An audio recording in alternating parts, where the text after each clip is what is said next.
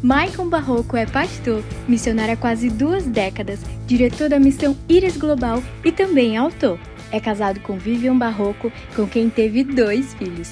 Tem exercido um papel excepcional de plantação de igrejas no sertão nordestino, além de capacitar pessoas para cumprirem o ID com excelência. É com muita alegria que recebemos o pastor Maicon Barroco. Amém, que alegria estar aqui com vocês e participar dessa grande festa da comunhão dos irmãos aqui nesse estado e de aprender também com vocês. Eu estou aqui desde sexta de madrugada e o quanto eu tenho aprendido, ouvido e visto tudo aquilo que Deus tem feito aqui nessa igreja. Eu quero pedir que vocês abram as suas Bíblias no livro de João, capítulo 4. Eu creio que o Senhor tem algo a compartilhar conosco aqui nessa noite, para vocês que estão aqui, para os nossos irmãos que estão nos acompanhando agora através da internet. Eu creio que o Senhor deseja falar algo aos nossos corações. João, capítulo 4, versículo 31. A partir do versículo 31.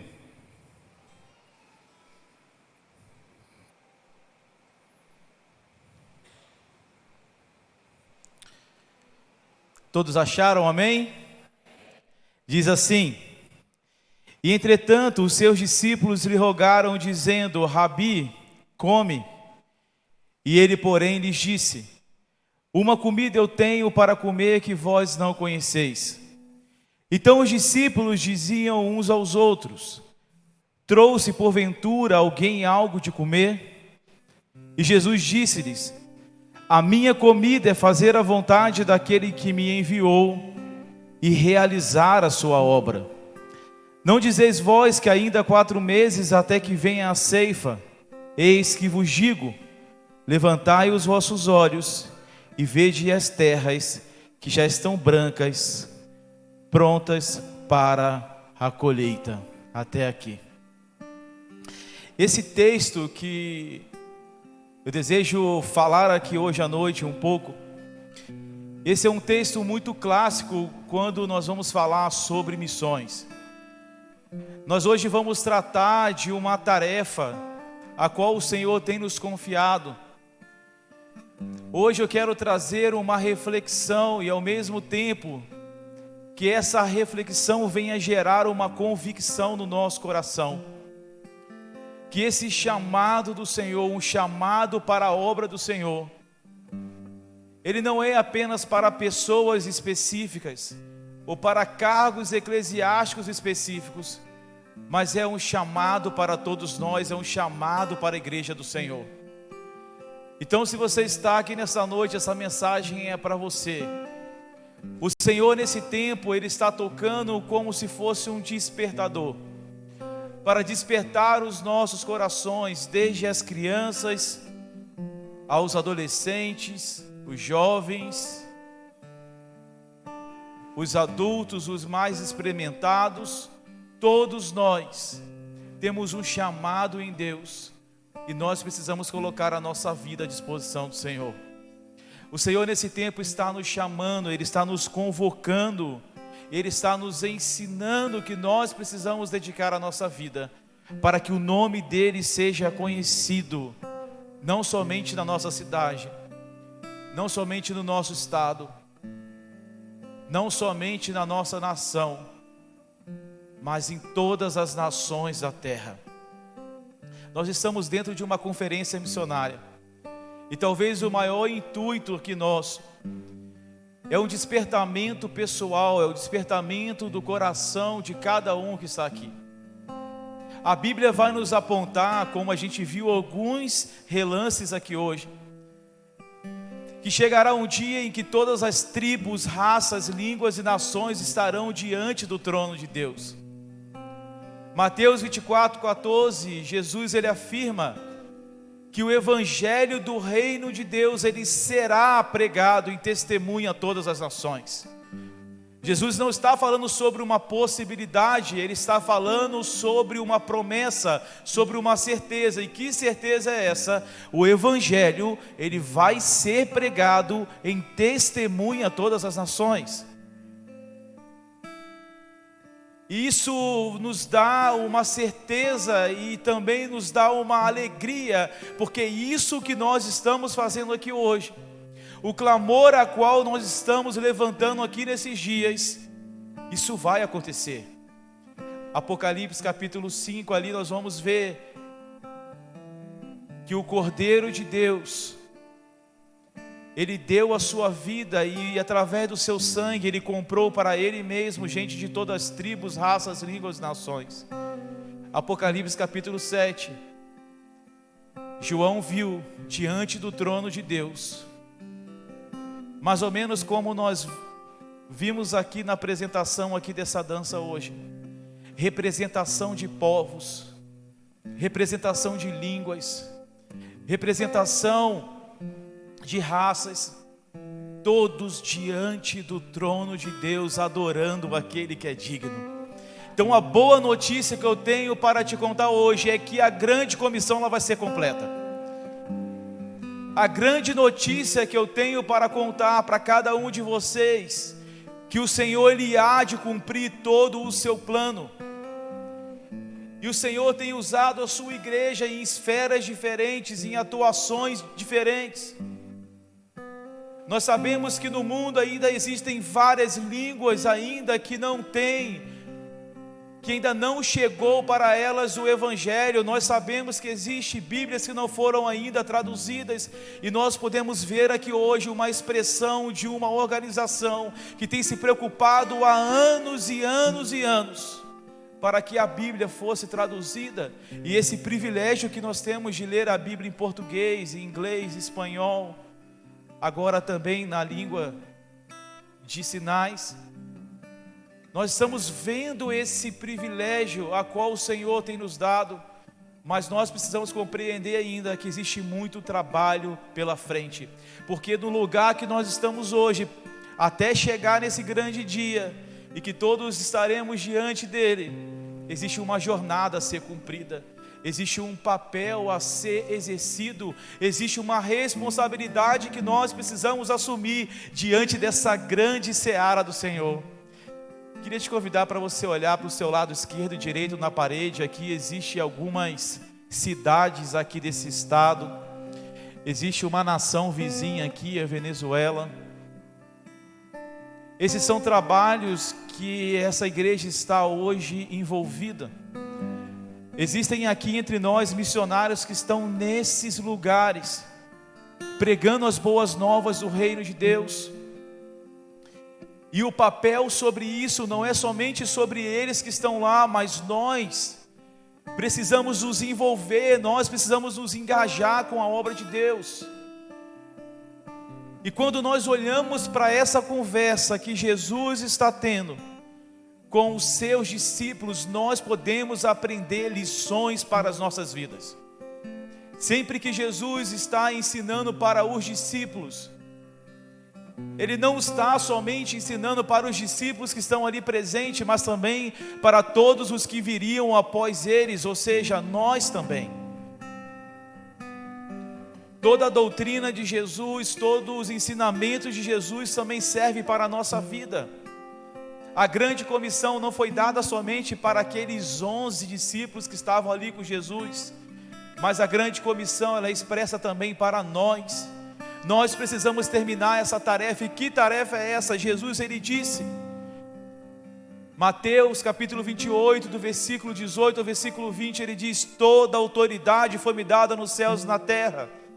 Portanto vão, portanto ide, e façam discípulos de todas as nações, batizando em nome do Pai, do Filho e do Espírito Santo, ensinando a guardar tudo o que eu vos tenho ordenado, e eis que estarei convosco todos os dias, até a consumação dos séculos.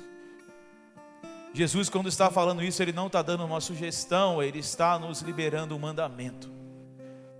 Ou seja, nós precisamos nos engajar com a obra do Senhor.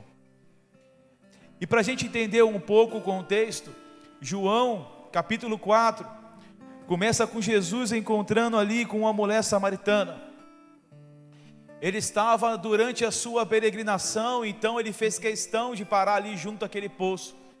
Os discípulos tinham ido para poder comprar comida, e Jesus então ali inicia uma conversa com aquela mulher samaritana. Eu creio que a maioria de nós conhecemos a história, eu não quero focar aqui nessa história. Mas Jesus então se revela para ela, o próprio amor se revelou para ela, a própria verdade se revelou para ela, e naquele momento ele se revelou como a água viva, como uma água a qual, se ela bebesse, jamais ela teria sede. Então Jesus se revelou para ela. Então, logo após ela reconhecer, ela compreender a mensagem de Jesus, ela volta para a cidade dela. Ela vai para o meio do povo dela para contar sobre aquele encontro que ela teve. Os discípulos voltaram e encontraram com Jesus ali. Então eles iniciam essa conversa que parece que não tem muito sentido. Por que não tem muito sentido? Porque os discípulos estão falando sobre coisas terrenas e Jesus está falando sobre coisas celestiais. Os discípulos então preocupados disse: mestre, come. Ele disse: eu tenho uma comida que vocês não conhecem. Então eles perguntaram: porventura alguém trouxe algo de comer? E Jesus disse: a minha comida é fazer a vontade do meu Pai e completar a sua obra. O que Jesus está falando aqui não trata apenas de um ensino teórico, mas ele está trazendo o ensino prático para a vida deles. Jesus está falando ali sobre algo que realmente alimentava ele. Ele estava falando sobre algo que realmente o mantinha de pé. Jesus está falando sobre uma realidade presente, que é a comida, aquilo que nutre ele, que é fazer a vontade do seu Pai e completar a sua obra. É por isso que quando ele estava no Getsemane, é por isso que quando ele estava no lugar da prensa, ele já sabia o que sobrevia a ele. Então ele disse: Pai, se possível for, aparta-te de mim esse cálice, mas que seja feita a sua vontade. Jesus estava mais uma vez expressando: a minha comida é fazer a vontade do meu Pai e realizar a sua obra. Jesus, através desta conversa, ele ensina 3 lições para os discípulos e que serve para nós aqui hoje. A primeira lição que Jesus estava ensinando é que a obra missionária, que a obra do Pai requer prioridade nas nossas vidas. A obra do Pai não é algo secundário, Ele está tratando como algo prioritário. Os discípulos estavam preocupados porque ele precisava comer. Como os mais antigos, eles dizem: saco vazio não para em pé. Então eles queriam que Jesus comesse alguma coisa, e Jesus aproveitou aquela conversa, e Jesus falou que realmente ele precisava se alimentar, porque Jesus estava mais uma vez ensinando para eles sobre o engajamento na obra do Senhor. Jesus estava falando sobre aquilo que realmente importava para ele, não que a comida, não que Jesus ele não comesse, Jesus ele comia também, mas a intenção ali que Jesus estava falando é sobre algo que eles precisavam inverter como um valor principal na vida deles. Existe uma frase que eu gosto muito que diz: enquanto a igreja não se despertar para a obra missionária e não cumprir o seu chamado, ela não vai ter justificado a sua existência aqui na terra. A igreja do Senhor é a própria missão de Deus aqui na terra. Nós, como corpo de Cristo, nós somos a representação, nós somos os representantes do reino de Deus aqui, 2 Coríntios 5:20, de sorte que nós somos embaixadores da parte de Cristo, embaixadores, representantes legais do reino de Deus aqui na terra, chamados para o ministério da reconciliação. Como eu disse aqui ontem, nós podemos ver um paralítico andar, nós podemos ver um cego ver, Isso tudo é milagre, mas o maior milagre que tem não é um paralítico andar, não é um cego ver, mas é quando um pecador ele encontra com o seu Salvador. Para a maioria de nós esse milagre já aconteceu. Alguns de nós aqui hoje estava totalmente perdido. Alguns de nós aqui hoje as pessoas olhavam e falavam assim: esse cara não vai dar em nada. Essa pessoa tem um coração tão duro que não há nada que possa acontecer para que ela possa converter. Você sabe o que aconteceu? O Espírito Santo nos convenceu. O Espírito Santo quebrou o nosso coração de pedra e nos deu um coração de carne. A profecia se cumpriu, a palavra do Senhor sobre nós, ela se cumpriu. E o amor de Deus preencheu todas as lacunas vazias do nosso coração. E sabe aonde nós estamos hoje? No lugar de rendição. Hoje nós estamos no lugar da presença. Hoje nós estamos reconectados com o nosso Pai. Hoje nós levantamos a nossa bandeira branca e falamos: Pai, hoje nós temos paz com o Senhor. E como já foi dito aqui hoje, a paz não como o mundo a dá, mas a paz que Jesus ele nos concede, porque a paz não tem a ver com o sentimento, mas com o lugar a qual nós podemos habitar. É a paz em meio à guerra, é a paz em meio à tribulação. Enquanto o mundo está desesperado, nós estamos no Senhor. Enquanto nós estamos vendo um caos instalado, nós estamos no Senhor. Como o apóstolo Paulo disse: a paz que excede todo entendimento guardará o nosso coração e a nossa mente em Cristo Jesus. Mas quando nós falamos sobre essa obra, quando nós falamos sobre a obra missionária, sobre como ter prioridade, nós podemos pegar um grande exemplo chamado Paulo, o apóstolo Paulo. Ele é um grande exemplo de perseverança. Por quê? Porque ele tinha uma prioridade sobre a obra a qual o Senhor o colocou. O apóstolo Paulo se submeteu ao processo de Deus. O apóstolo Paulo, ele submeteu a vida dele a tudo aquilo que o Senhor desejava fazer. E não tinha nada que poderia parar Paulo, porque ele estava com seus olhos fixos no autor e consumador da sua fé. No livro de Atos, capítulo 20 ali, Paulo está saindo de Mileto em sentido a Jerusalém. No versículo 23, a Bíblia diz que o Espírito Santo assegurou Paulo: o que esperava ele nas próximas cidades eram açoites e prisões. Imagina comigo, você está aqui na cidade, e o Senhor ele fala para você ir para Manaus, para você pregar a palavra lá. Mas antes de você ir, o próprio Espírito Santo ele vai te dizer: olha, o que te espera no caminho são açoites e prisões. O que te espera no caminho são tribulações. O que te espera no caminho é uma situação de perigo. Talvez algum de nós iríamos falar para o próprio Espírito e dizer: está amarrado em nome de Jesus. Tribulação, não, isso não faz parte da vida do crente. Não, sofrimento não, sofrimento é sinal de pecado. Algum de nós talvez falaríamos assim: não, porta fechada é sinal de reprovação de Deus. Não, eu não tenho que passar por isso. Talvez algum de nós iríamos retroceder diante dos perigos eminentes. Só que o apóstolo Paulo não foi o Maicon falando, não foi os pastores aqui falando, não foi você falando com ele.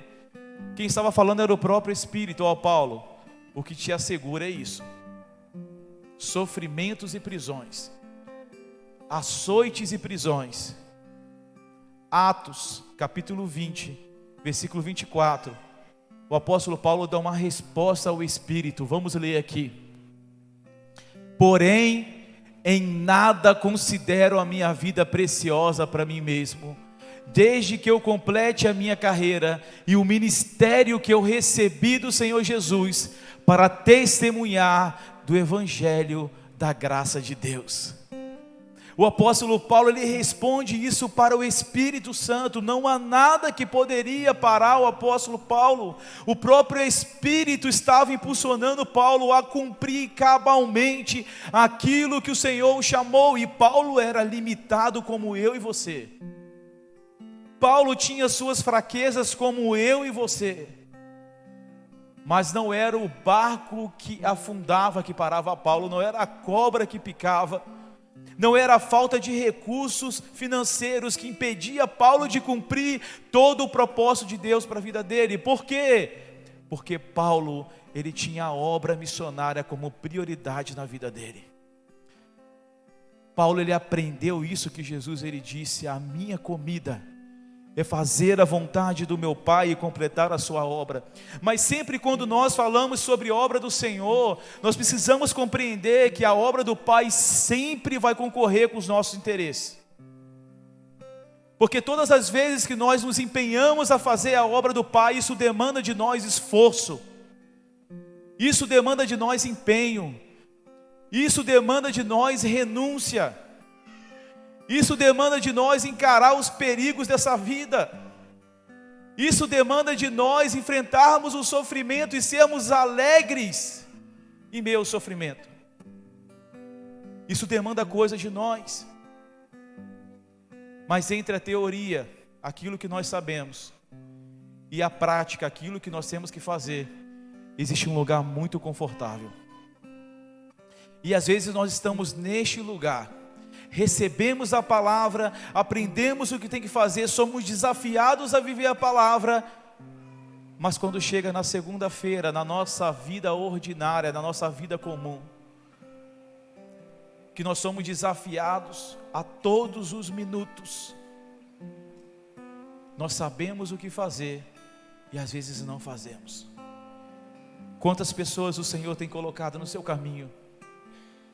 Quantas oportunidades o Senhor tem dado a nós de sermos generosos, de dividirmos o nosso pão. Quando eu falo de dividir o pão, não estou falando somente de dividir as coisas materiais, mas eu estou falando do pão que o Senhor tem liberado sobre nós, da sua palavra todos os dias. Sabe aquela palavra que quando você ouve, você fala assim: cara, Deus falou comigo. Você precisa pegar essa palavra e dividir com aqueles que não têm essa palavra.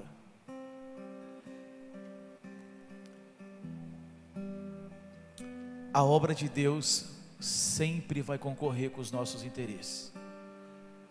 E nós precisamos romper essa barreira entre a teoria e a prática. Nós precisamos romper com esse lugar de comodismo.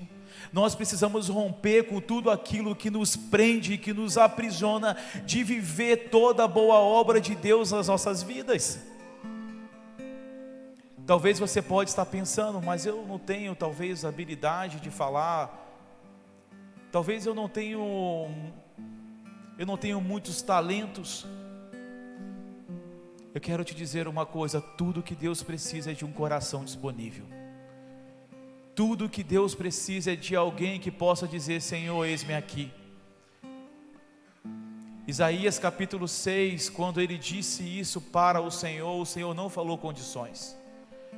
O Senhor não falou assim: Isaías, eu vou te mandar para o lugar tal, eu vou te dar um carro para você ir, eu vou te dar dinheiro para você ir. Ele não falou nada disso, ele só disse: a quem enviarei e quem há de ir por nós? Então ele disse: eis-me aqui, Senhor, envia-me a mim. Ele poderia dizer: Senhor, eis-me aqui, mas envia o pastor Lima. Eis-me aqui, Senhor, mas envia a Ana. Eis-me aqui, Senhor, mas envia o outro. Não, ele disse: eis-me aqui, envia-me a mim. Ele assumiu a sua responsabilidade diante de um clamor, diante de uma voz. Ele não retrocedeu, mas ele disse: Senhor, não me importa para onde for, não me importa o que eu terei. Sabe, querido, nos últimos dias, o que vai contar mais não é o tamanho do seu conhecimento, mas é o tamanho da sua obediência. O Senhor está à procura dos verdadeiros adoradores, que o adorem o Pai em espírito, mas também em verdade.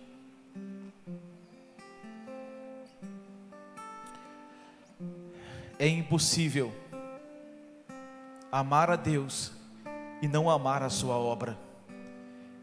É impossível conhecer o coração de Deus e não conhecer a paixão do coração de Deus. Você sabe qual é o maior desejo de Deus? O maior desejo de Deus é que em todos os povos, tribos, raças, línguas e nações, ali tenham pessoas que refletem o brilho da sua glória. Esse é o maior desejo de Deus. E sabe para o que o Senhor está nos convocando? Para sermos bons soldados, como bons dispenseiros, como bons mensageiros, para levar as suas boas novas. Assim como as águas cobrem o mar, toda a terra será cheia da glória de Deus. E sabe quem o Senhor deseja usar? Eu e você. Eu e você. Um dia eu estava no meu quarto e eu fiz uma oração perigosa e disse: Senhor, usa a minha vida da maneira que você quiser. Me leva para os lugares mais escuros do mundo. Eu fiz essa oração ali por volta dos anos 2000 ou 2001. Alguns anos após, eu estava lá no Oriente Médio, lá no Iraque, no meio de uma guerra entre o Kurdistão e o Estado Islâmico. O Senhor me levou até este lugar para anunciar as boas novas do reino de Deus. Eu entrei numa cidade onde 7.000 cristãos foram dizimados. Eu estava no meio daquela guerra, mas o meu coração estava em paz, porque eu aprendi uma coisa, gente: missionário é imortal, até que se cumpra os propósitos de Deus na vida dele. Certa vez eu disse: Senhor, eu não vou temer a nada a não ser o Senhor. Eu não vou temer a nada a não ser viver uma vida longe do Senhor. Eu não vou temer a nada a não ser viver uma vida desobediente à sua voz. E eu tenho desde então colocado o meu coração à disposição do Senhor. Todos os lugares que eu vou, inclusive aqui, eu só saio da minha casa se o Senhor falar comigo. Eu só saio da minha casa se o Senhor falar comigo. Porque eu resolvi viver uma radical obediência ao Senhor. E nós sabemos que todos os avivamentos, nós sabemos que todos os avivalistas, eles viveram esse princípio. Uma vida de oração, uma vida de temor ao Senhor, uma vida de obediência ao Senhor. E o Senhor não resiste um coração obediente. Amém, um aleluia aqui. Glória a Deus. Ele não resiste um coração disposto a obedecer tudo aquilo que Ele tem nos ensinado. Quando nós olhamos para o cenário do Brasil, da maneira com que nós estamos priorizando a obra de Deus, existe uma organização em São Paulo, a CEPAL, que um tempo atrás, eles lançaram uma média pelas igrejas de quanto cada cristão brasileiro investe em missões por ano. E eles chegaram no cálculo de R$1,80 por ano para cada cristão brasileiro investindo na obra missionária. E isso eu estou falando de missões no Brasil, para o trabalho missionário em outras nações, 0,33 centavos por cada cristão brasileiro investido na obra missionária. Com essa conclusão, o Davi Botelho, ele sempre diz que a igreja brasileira gasta mais com Coca-Cola e chiclete do que com a obra missionária. A pergunta é: será que realmente nós estamos priorizando a obra do Pai? Será que realmente nós estamos desejando o retorno de Jesus? De todos os sinais do sermão profético de Jesus, que fala sobre o retorno dele. O único que ainda não aconteceu. Já aconteceu terremoto, já aconteceu peste, já aconteceu rumores de guerra, mas o único que não aconteceu ainda é o Evangelho sendo pregado em testemunha a todas as nações. Quem aqui nessa noite deseja que Jesus volte aqui? Levante a mão para mim assim. Eu desejo isso todos os dias da minha vida. É o dia que nós iremos nos casar com o nosso noivo. É o dia a qual Ele nos prometeu que nós viveremos com Ele para todo sempre. Esse é um dos cernes do Evangelho, que tem a ver com a vida eterna, tem a ver com uma vida eterna com Ele. Isso precisa gerar saudades no nosso coração, saudades pela sua vinda, saudades pelo seu retorno. Mas se eu desejo o retorno, se eu canto Maranata, ora vem Senhor Jesus, e se eu não estou engajado na obra dele, para que realmente o Evangelho seja pregado em todos esses lugares, em toda a nossa nação e nas nações da terra, se eu não estou engajado com isso, a conta não bate.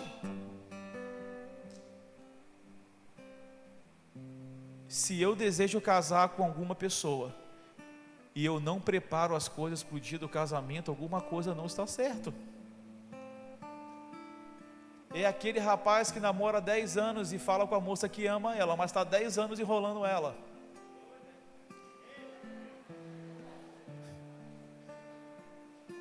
A conta não bate. Eu, quando ouvi a minha esposa Vivi, eu falei: essa é a mulher da minha vida. Nós vamos construir a nossa vida juntos. Eu tinha uma touca, uma camisa, uma cueca e um cachorrinho que eu puxava. E eu falei para ela assim: eu te amo e nós vamos construir a nossa vida juntos. E eu fui homem de verdade e assumi, falei assim: eu vou bancar a casa. Nós vamos construir uma família, pela graça do Senhor. Hoje nós temos um filho de 7 anos, chamado Estevão, que quer ser missionário no Japão. Nós temos um filho de 3 anos, Samuel. Ele está no espectro autista e o Senhor tem feito algo extraordinário na vida dele. Já foi curado quando era criança de fibrose cística. Samuel está crescendo na graça e no conhecimento de Deus, está nos surpreendendo. Acreditamos que o Samuel ele será um profeta na nossa casa. Nós temos um sobrinho de 17 anos que foi um bônus que o Senhor deu para a gente, que se tornou um filho também. E eu ganhei um bônus maior, que foi a minha sogra, que mora comigo também. Minha sogra é um presente, eu acho que ela está vendo agora. Sogra, te amo, tá? Minha sogra é um presente mesmo, ela é uma mãe para mim. Então nós precisamos assumir essa responsabilidade. Se nós desejamos que Jesus volte, nós precisamos colocar toda a nossa vida e os nossos esforços para que o Evangelho do Reino seja pregado e testemunha a todas as nações. A segunda coisa que Jesus queria nos ensinar é que a obra missionária requer urgência. Missões não é uma tarefa para amanhã ou para daqui a 4 meses, requer prontidão imediata. É uma tarefa urgente, porque nós não temos garantias que nós ou outras pessoas terão outras oportunidades. João 9,4: trabalhe enquanto é dia, porque logo a noite vem quando ninguém pode mais trabalhar. A noite aqui pode ser o fim de uma oportunidade. Nós não temos garantia se aquela pessoa que Jesus colocou do nosso lado, o nosso caminho, se eles terão outras oportunidades de ouvir do Evangelho. Nós não temos garantias sobre isso. Quantas pessoas que um dia estavam do nosso lado e no outro dia já não estavam mais. Quantas pessoas. Nós tínhamos um missionário de 22 anos, o Avni, um menino incrível, o ministro, né, do Senhor, cheio de Deus. Ele queria casar. Fizemos o noivado dele, preparamos as coisas do casamento. Ele precisou pegar uma certidão lá nos Estados Unidos, onde que o pai dele mora. O Avni, ele foi para os Estados Unidos, deixei ele para poder voar. Um dia depois, o coração dele para de bater e o Avni morre. Nós estávamos esperando a volta dele, mas ele não voltou mais. Mas graças a Deus ele descansou em Cristo. E logo nós estaremos juntos. Mas quantas pessoas que estão do nosso lado se perdendo, indo para o inferno, e nós não estamos interferindo nisso com uma palavra, com o conhecimento de Deus. Trabalhe enquanto é dia, porque logo a noite vem quando ninguém pode trabalhar. Quando a noite vier sem aviso prévio, sem obedecer nenhuma lógica humana, já pode ter sido tarde demais. Ou seja, a cada dia perdido, a cada oportunidade negligenciada pode ter um custo muito alto. Pode ter um custo muito alto. Se eu perguntar aqui quem tem mais 20 anos de vida, a gente não pode dar certeza sobre isso, a gente não tem o controle sobre a nossa vida. Se eu perguntar aqui quem tem mais 1 ano de vida, a gente não pode ter certeza. Se eu perguntar aqui quem tem mais 24 horas de vida, a gente não tem certeza sobre isso. Para quem não sabe quanto tempo tem, nós temos pouquíssimo tempo. Pouquíssimo tempo para o quê, Michael? Pouquíssimo tempo para viver tudo aquilo que o Senhor nos mandou viver. A Bíblia conta sobre um rei chamado Jeorão. Esse rei, ele reinou durante muitos anos. Quantos aqui conhecem a história dele? Levanta a mão para mim com sinceridade, para quem conhece. Uma minoria, e não tem problema quem é que não conhece, porque a Bíblia diz que ele morreu e ninguém sentiu saudades dele. Ou seja, não tem problema nenhum se você não conhece a história dele. Agora eu vou te dizer o porquê. Esse rei, tudo que Deus mandou ele fazer, ele não fez. Ele desobedeceu a Deus do começo do reinado dele até o fim. Quando ele morreu, ninguém sentiu saudades dele. Ele não pôde nem ser enterrado entre os outros reis. Quantos aqui conhecem o apóstolo Paulo? Levanta a mão para mim. O apóstolo Paulo, praticamente tudo que Deus mandou ele fazer, ele fez. E com isso ele deixou um legado para outras gerações. Que legado que o apóstolo Paulo deixou de obediência ao Senhor, de obediência em viver, de pregar, escrever, de fazer discípulos.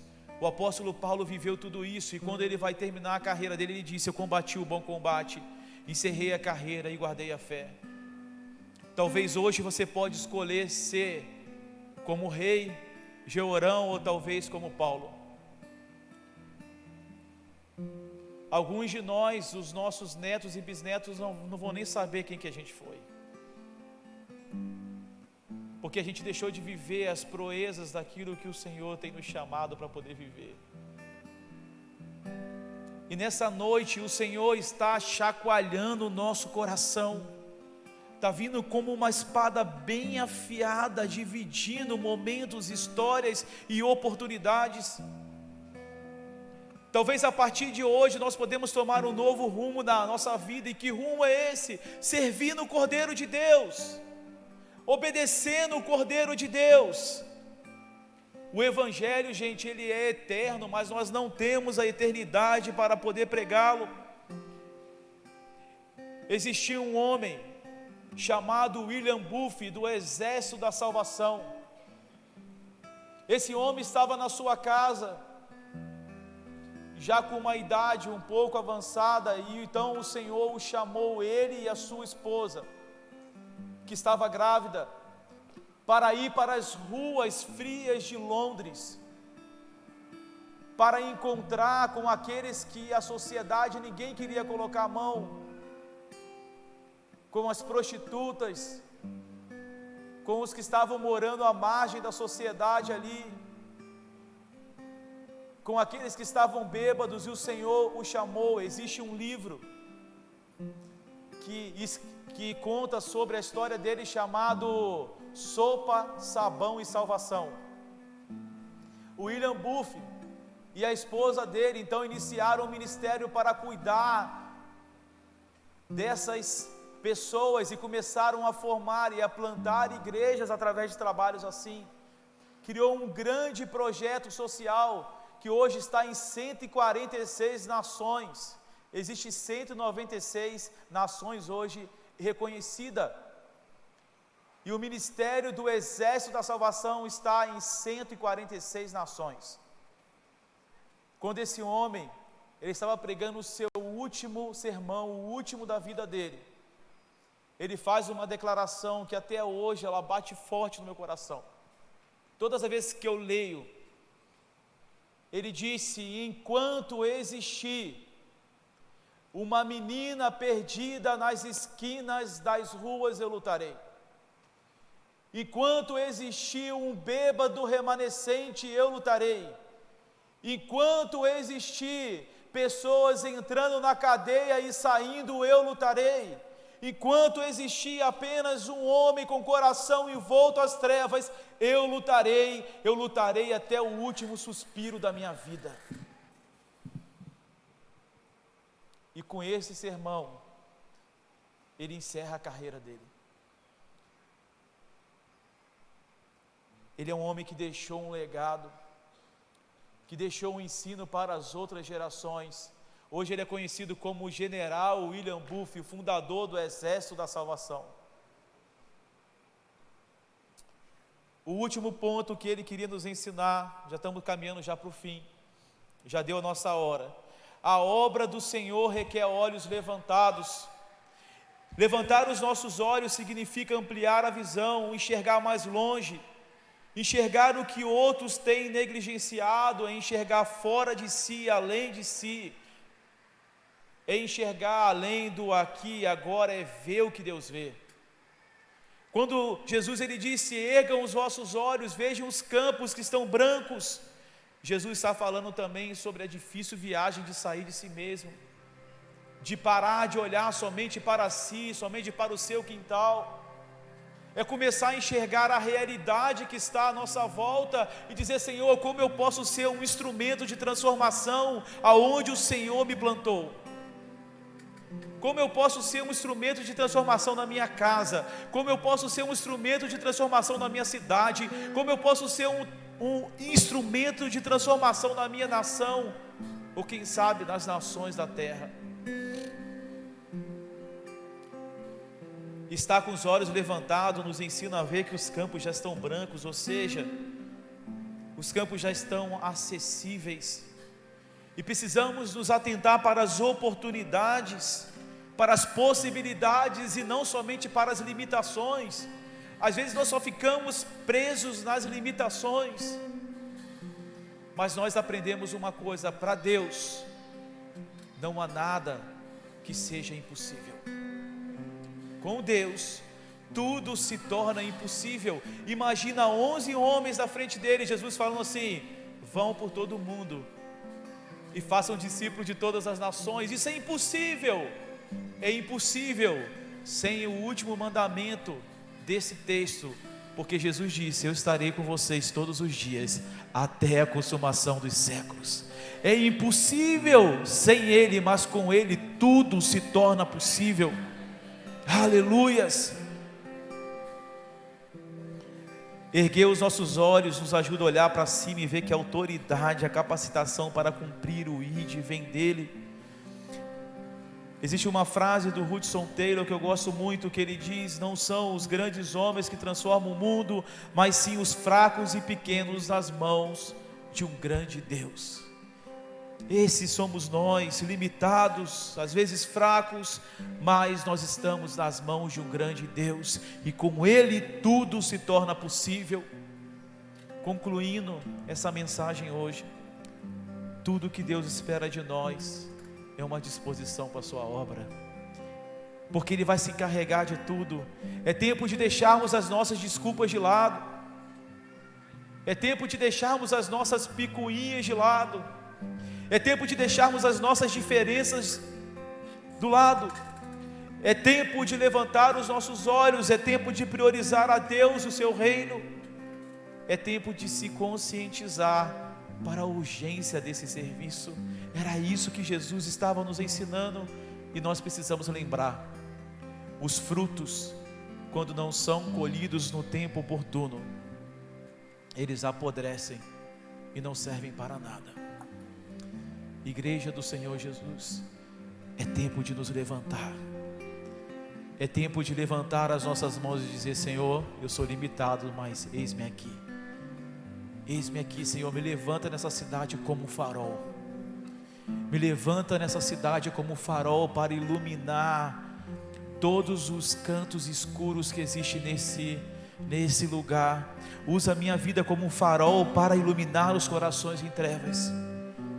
Se você acredita que você pode ser como um farol a ser levantado neste lugar, mesmo com as suas limitações, queria te convidar de pé, a você ficar de pé. Nós vamos orar juntos.